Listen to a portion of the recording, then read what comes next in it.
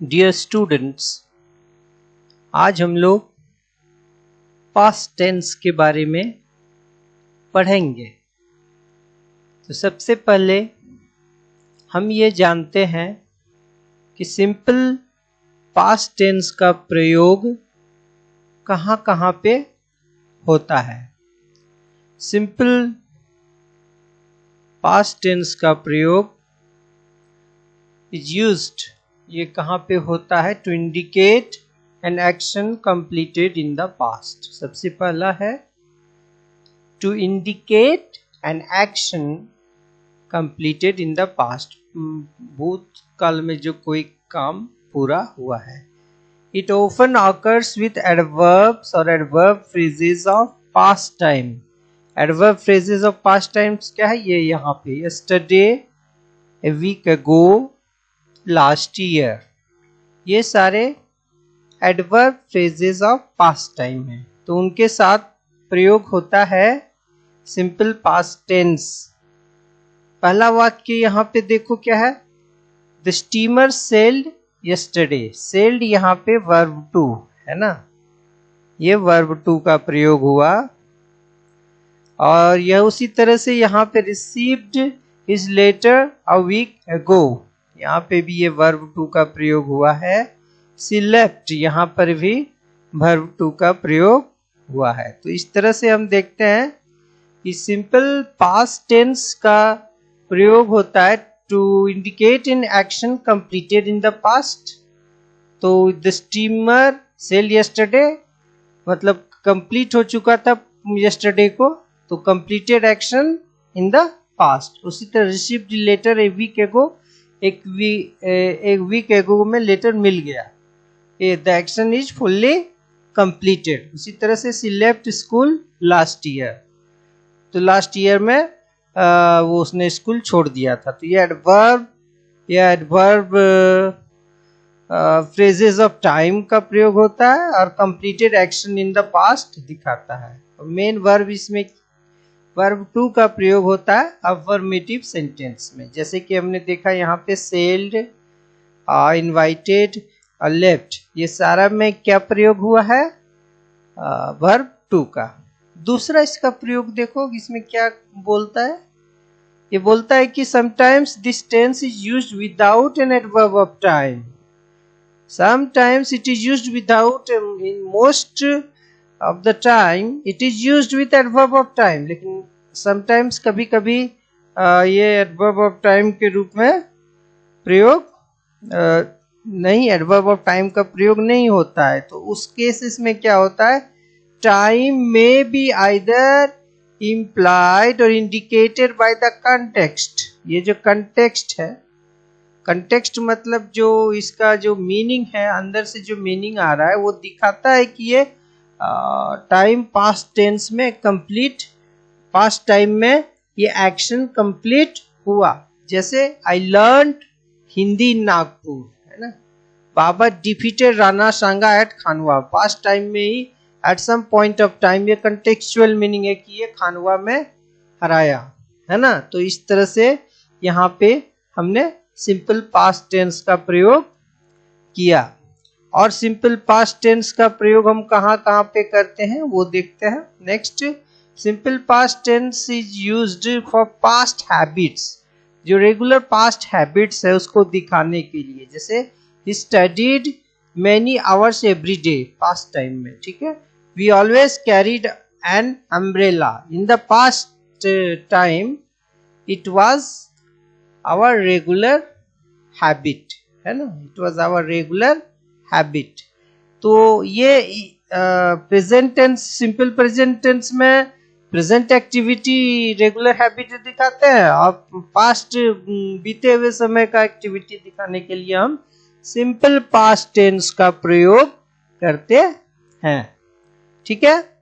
Next देखो, simple past और present perfect, ये दोनों में है कि कहाँ पे सिंपल पास्ट का प्रयोग होगा और कहाँ पे प्रेजेंट परफेक्ट का प्रयोग होगा। ये तो कंफ्यूजन होता है। तो सबसे बड़ा ये है कि simple past to expression action which took place at some moment in the past and is not linked with the present।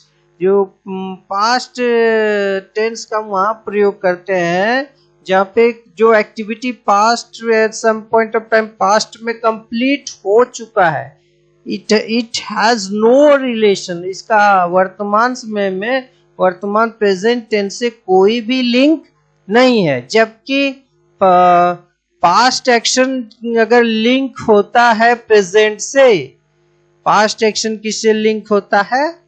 Present tense, present time से, तो we express it in the present perfect tense, है ना। जैसे I have purchased a laptop, मतलब अभी भी मेरे पास है। I have done my work, मतलब मैंने काम कर चुका हूं। नाउ आई एम फ्री, है ना।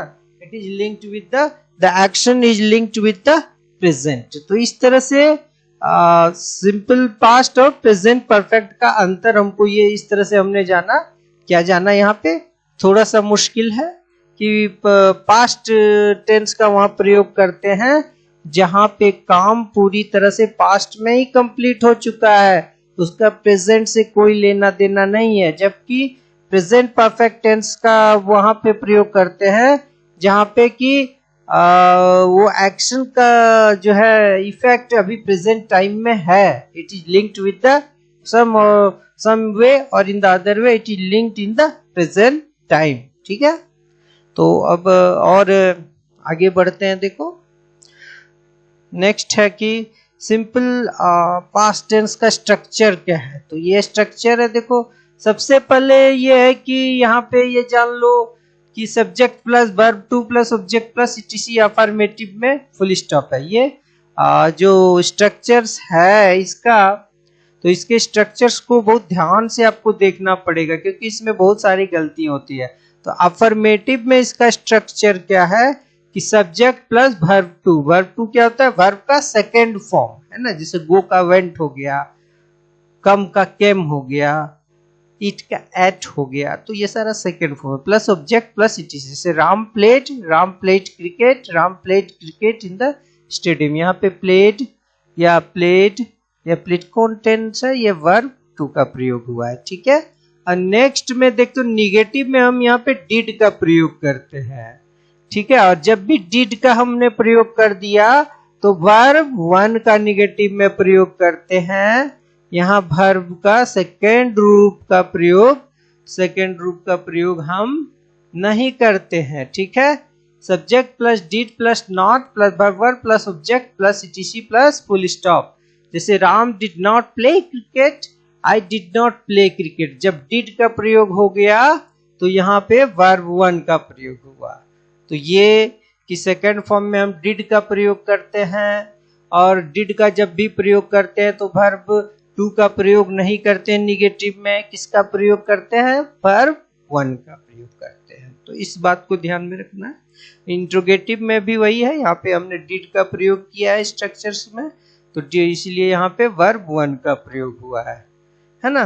यहाँ पे वर्ब वन का प्रयोग हुआ है, वर्ब टू का प्रयोग नहीं हुआ है। जैसे डिड राम प्ले, ये देखो डिड राम प्ले क्रिकेट, तो इस तरह से इसका प्रयोग हुआ है। तो इस बात को इसमें ध्यान, वर्ब वन और वर्ब टू का ध्यान निगेटिव और इंट्रोगेटिव में आपको रखना पड़ेगा, नहीं तो आप ये गलती कर जाएंगे। ठीक है, नेक्स्ट है कि पास्ट कंटिन्यूअस टेंस का प्रयोग हम कहाँ करते हैं। पास्ट कंटिन्यूअस टेंस का है कि we use the past continuous tense to express an action और progress at some moment before the time of speaking. बोलने के क्रम में जो एक्टिविटी जारी था पास्ट टाइम में, ध्यान देना, बोलने के क्रम में पास्ट टाइम में भूतकाल में बीते हुए समय जो एक्टिविटी जारी था, मतलब it was progressing, it was going on, तो वहां पे किस टेंस का हम प्रयोग करेंगे?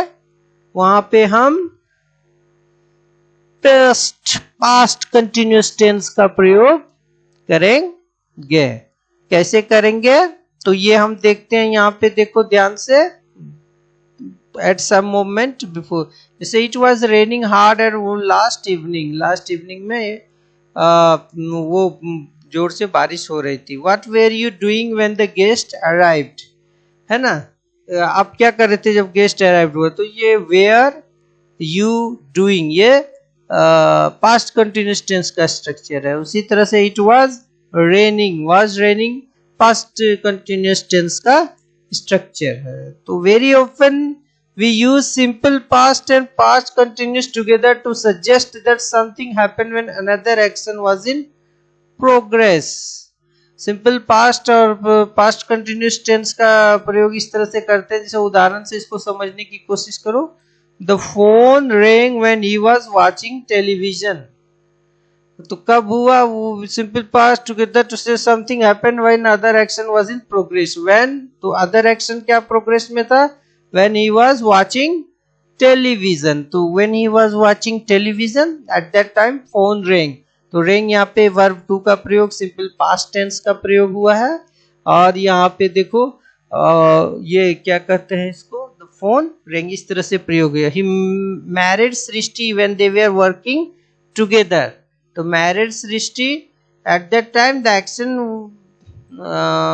progressed, है ना, they were working टुगेदर। तो इस तरह के सिचुएशन में भी हम किसका प्रयोग करते हैं, पास्ट कंटिन्यूअस टेंस का प्रयोग करते हैं। ठीक है। The tense is also used with always, ये always continually for persistent habit in the past. जो हैबिट था उसका, रेगुलर जो हैबिट था किसी का, तो उसको दिखाने के लिए ये ऑलवेज कंटिन्यूअली के साथ हम पास्ट कंटिन्यूअस टेंस का प्रयोग करते हैं। तो पास्ट कंटिन्यूअस टेंस में क्या है कि हेल्पिंग वर्ब आई के साथ वाज लगता है, वी के साथ वेयर लगता है, यू के साथ वेयर लगता है, ही सी इट के साथ वाज लगता है, और दे के साथ क्या लगता है, वेयर लगता है। ठीक है। तो इसका एक स्ट्रक्चर्स देख लेते हैं। Subject plus was were plus verb four plus object plus TC plus full stop. जैसे राम वाज प्लेइंग, उसी तरह Ram was playing cricket, Ram was playing cricket in the stadium। तो यहाँ subject plus was plus verb four plus object plus TC plus full stop है। Negative में इसका subject plus was were plus not plus verb four plus object plus TC plus full stop. जैसे Ram was not playing cricket। Interrogative में was were plus subject plus verb four plus object plus TC plus not of interrogation. जैसे was Ram playing cricket, were they going to Delhi. तो इस तरह से हमने simple past और past continuous tense के बारे में आज जाना, और इसके रिलेटेड हम एक्सरसाइज भी आपको डिस्क्रिप्शन बॉक्स में दे देंगे। ठीक है। तो इसी के साथ आज का वीडियो समाप्त हुआ। Thank you, have a nice